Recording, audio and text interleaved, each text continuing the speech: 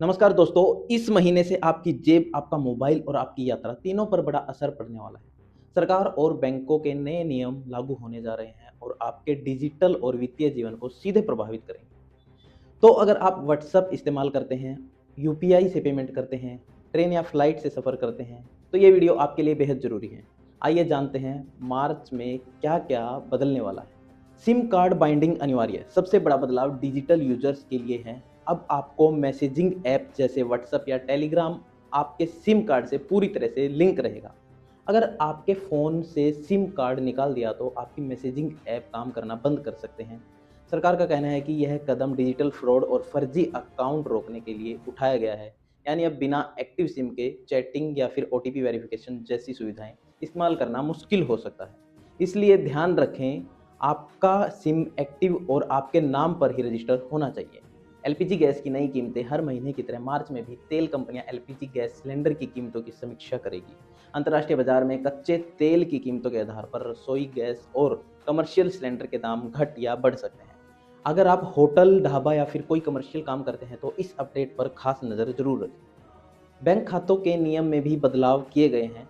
अब बात बैंकिंग के नियमों की है। देश के कई बड़े सरकारी बैंक मिनिमम बैलेंस की गणना का तरीका बदल रहे हैं। पहले किसी एक दिन बैंक बैलेंस कम होने पर पेनल्टी लग सकती थी, लेकिन अब पूरे महीने का एवरेज मंथली बैलेंस देखा जाएगा।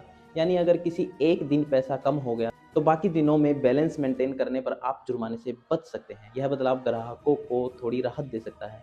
रेलवे टिकट बुकिंग में बदलाव ट्रेन यात्रियों के लिए बड़ा अपडेट है। पुराना यूटीएस ऐप बंद किया जा सकता है। अब जनरल टिकट, प्लेटफॉर्म टिकट और अन्य सेवाओं के लिए नया रेल वन ऐप इस्तेमाल करना होगा। अगर आप रोज ट्रेन से सफ़र करते हैं तो अभी आप ऐप डाउनलोड करें, वरना स्टेशन पर लाइन में लगना पड़ सकता है। यूपीआई और बैंकिंग सुरक्षा डिजिटल ट्रांजैक्शन करने वालों के लिए भी नया नियम आ रहा है। अब हाई वैल्यू ट्रांजैक्शन पर अतिरिक्त सिक्योरिटी वेरिफिकेशन लागू होगा।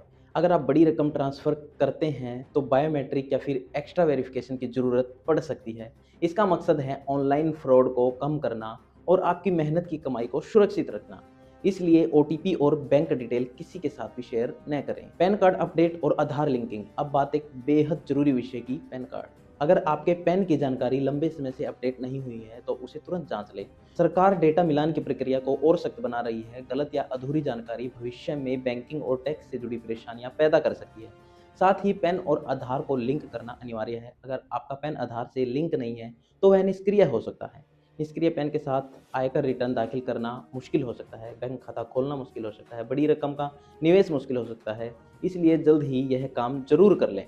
हवाई यात्रा नियम में बदलाव और आखिरी में फ्लाइट यात्रियों के लिए राहत भरी खबर।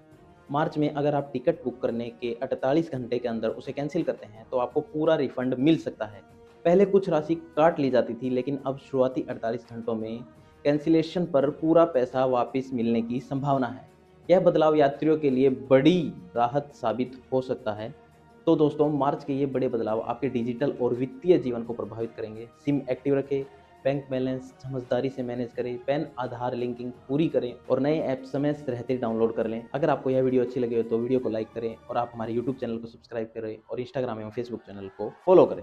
धन्यवाद।